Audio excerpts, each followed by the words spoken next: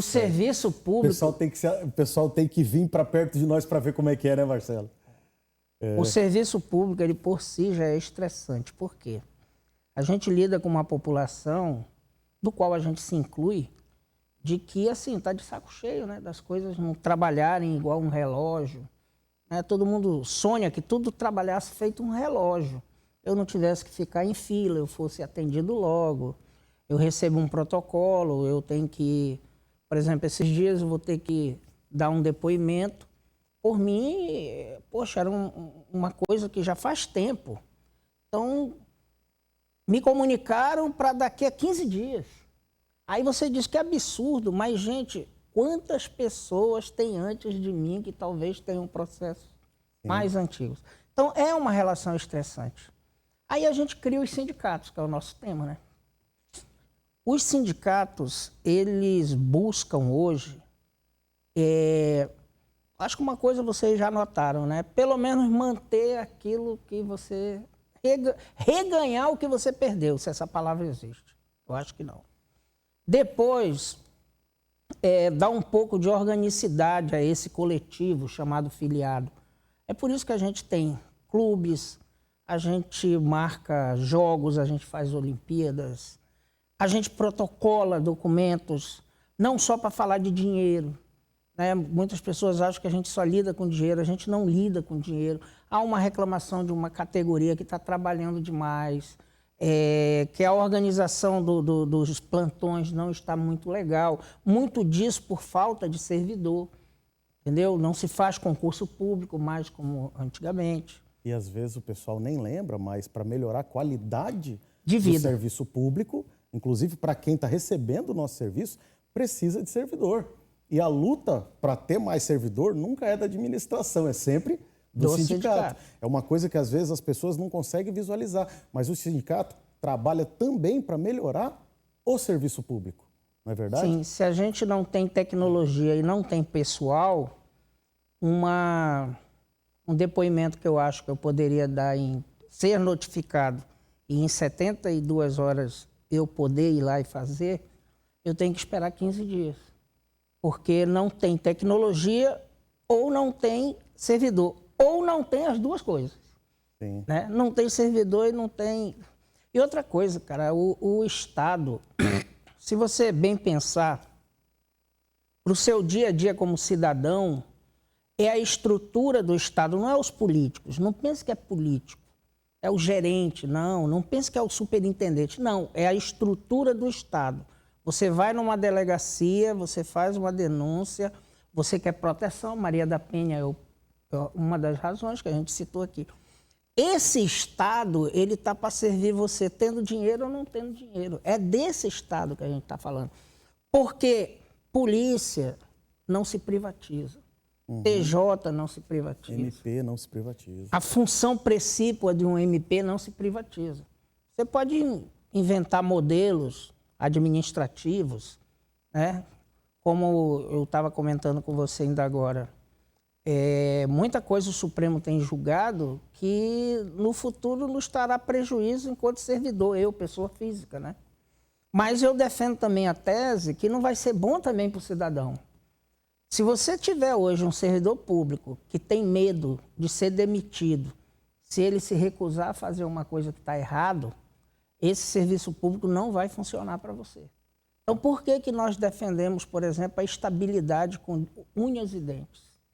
Existem servidores não tão bons, que até mereçam, mas nós temos mecanismos. Se abre processo, ele se defende, dura alguns meses e o resultado sai. Algum resultado sai. Da demissão à requalificação da pessoa. Agora, um servidor que não tem estabilidade e o cara chega, faça isso para mim, e ele não tem a condição de dizer, não vou fazer porque é contra a lei.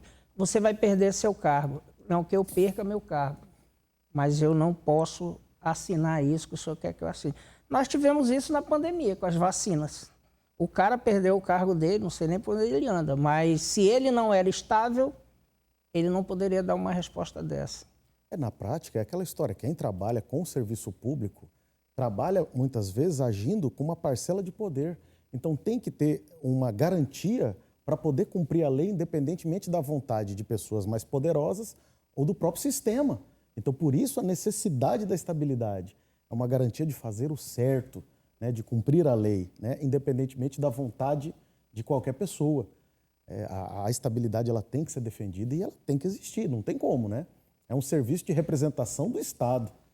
O Estado que a gente quer, um Estado que é de todo mundo, do rico e do pobre. O Estado enfraquecido, sem a estabilidade, sem o reconhecimento, ele é um Estado capenga. E numa sociedade como a nossa, um Estado capenga, ele vai capengar para um dos lados.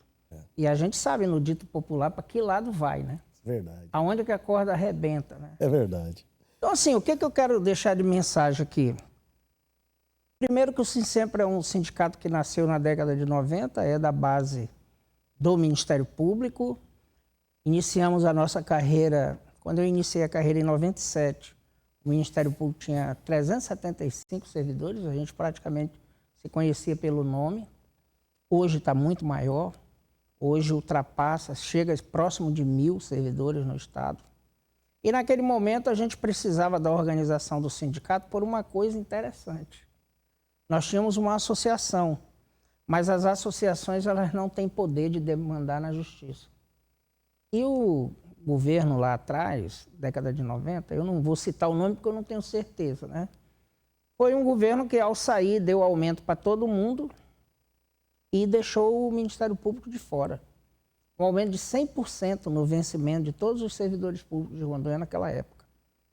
Se não houvesse um motivo mais interessante para mobilizar as pessoas para criar um sindicato, então que me apresente, porque perder 100% de aumento no teu salário é um motivo grande.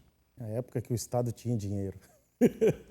Ou rodava. Bom, feito isso, feita a criação do sindicato, ele veio só se fortalecendo, passando diversas diretorias por ele, cada diretoria colocando o seu tijolinho de organização, perfil do sindicato, o DNA político dele, que toda entidade tem seu DNA político.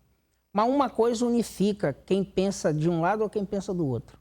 Os interesses do servidor estão acima das minhas vontades, dos meus pensamentos, do que é que eu penso sobre isso, sobre aquilo.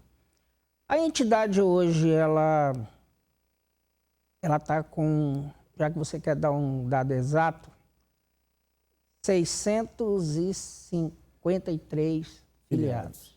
Sim. Tá? Nós estamos aí com um percentual na base muito grande. Mas como o comissionado lá no MP pode se filiar, eu acho que é o caso de vocês também. Também pode.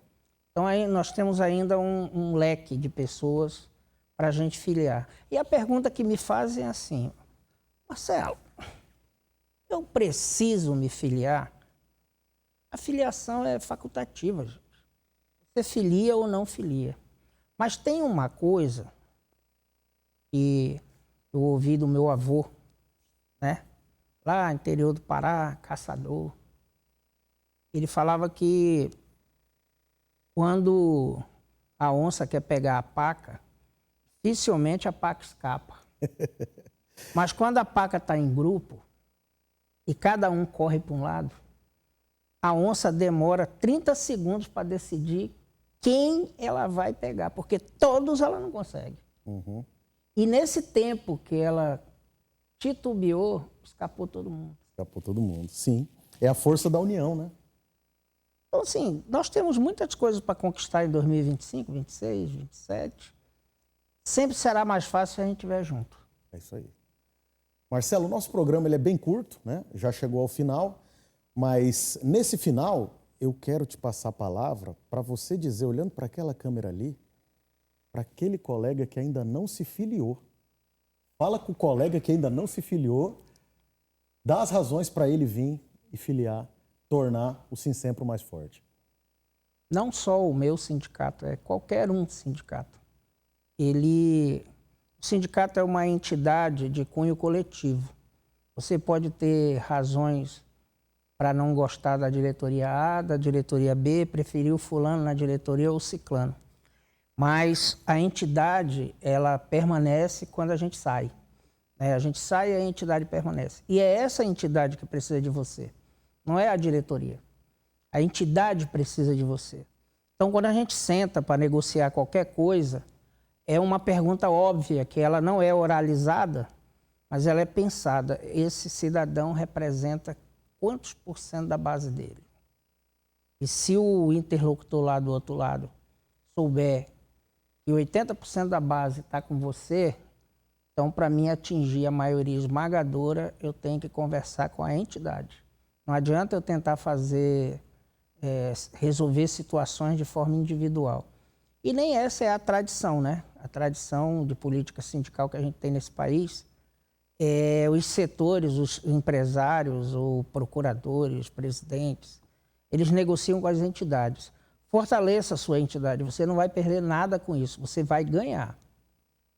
É isso aí, recado está dado, serve para nós também, para você aí, colega do Poder Judiciário, que ainda não se sindicalizou no Sinjur. A todos uma boa noite, ficamos por aqui.